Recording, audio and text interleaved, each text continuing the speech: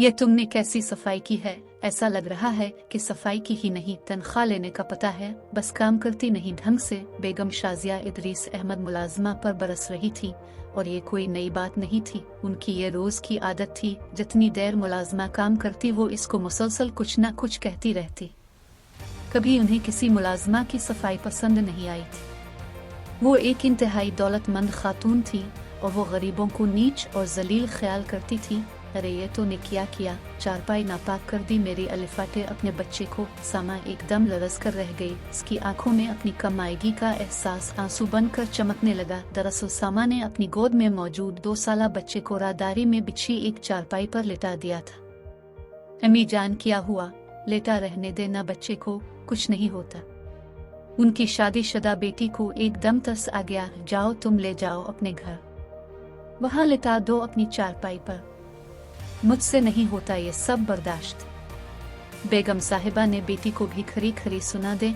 सामा ने आंसू पोंछकर बच्चे को अलिफाटे लिया। वो काम वाली, आज क्यारियों की सफाई कर देना अच्छे तरीके से। बेगम साहिबा सामा को हुक्म देकर कमरे में चली गई। सामा लफ्ज काम वाली सुनकर तड़प कर रह गई थी। जाने क्यों उसे इस लफ्ज से चढ़सी हो गई थी। इसकी वजह यह भी थी कि हालात के हाथों मजबूर होकर वो जिंदगी में पहली बार किसी के यहाँ मुलाजमत कर रही थी। अपना नाम सिर्फ काम वाली सुनकर वो तड़प जाती थी। एक बार उसने बेगम साहिबा का अच्छा मूड देखकर उनसे दरख्वास्त की कि वो काम वाली कहने के बजाय इसका नाम ले लिया करें। हाय हाय, बड़े पर पुर्जे निकल आए हैं तो मुलाजमों के।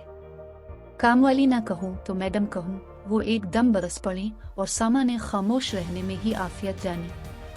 सामा को इसी दौरान किसी और जगह मुलाजमत मिल ही गई। अब उसे कदरे सुकून महसूस हुआ। यहाँ उसे काम वाली कहकर नहीं पुकारा जाता था। बेगम साहिबा इसे नाम लेकर पुकारते और उनके बच्चे इसे खाला जी कहा करते। बेगम साहिबा इससे इसके बच्चों से घन नहीं क्या करती थी, बल्कि इसकी दिलजोई करती और वक़्ता फ़ौक़ता इसकी मदद भी करती रहती थी। आज इसे यहाँ काम करते हुए 12 साल होने को आए थे। सामा काम से फारिग होकर घर जाने की तैयारी कर रही थी कि एक बुर्का पोश खातून इस घर में दाखिल हुई और बेगम साहिबा से मुलाजमत के लिए कुछ बातचीत करने लगी। बेगम साहिबा को चूंकि इस वक्त किसी मुलाजमा की जरूरत नहीं थी, इसलिए उन्होंने इनकार कर दिया, मगर उसकी कुछ मदद जरूर कर दी। बुर्का वाली खातून ने बहुत इनकार किया, मगर बेगम साहिबा ने कुछ रकम जबरदस्ती इसके हाथ में थमा दी, जिस पर इस खातून की आंखों से आंसू निकल पड़े।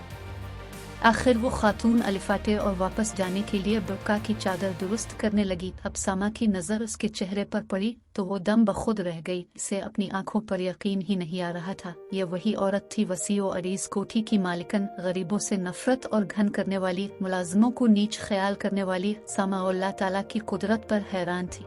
आखिर वो इस औरत के साथ ही बाहर निकली। सुने, सामा ने इसे पुकारा। वो चौंक कर मुड़ी। सामा चूंकि निकाब में थी, इसलिए वो इसे न पहचान सकी। आपको मुलाजमत की जरूरत है, मैं आपको एक घर में मुलाजमत दिलवा देती हूँ, सामा ने हमदर्दाना लहजे में कहा। वो खुशी से इसके साथ चल दी। सामा इसे लेकर एक बड़े से घर तक आई और दरवाजा खटखटाया।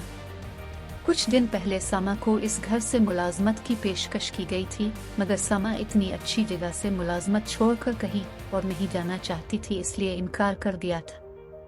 अब वो 12 साल पहले वाली अपनी बेगम साहिबा को यहाँ मुलाजमत दिलवाने आई थी। आखिर कुछ बातचीत के बाद माकूल तनख्वाह पर उसे मुलाजमत मिल गई। इसे आज ही से काम शुरू करना था। सो सामा इसे छोड़कर खुद वापसी के लिए अलिफाटे गई। काम वाली, वो सामने वाले कमरे में जाओ। सामा अभी दरवाजे तक ही नहीं पहुंची थी, उसे अपने पीछे घर की मालिकन की ये आवाज सुनाई दी तो 2 आंसू चुपके से इसकी आंखों से निकलकर निकाब में जज्ब हो गए थे। जाने ये आंसू 12 साल पहले का वाकया याद करके निकले थे या बेगम साहिबा के साथ होने वाले मुकाफात अमल पर।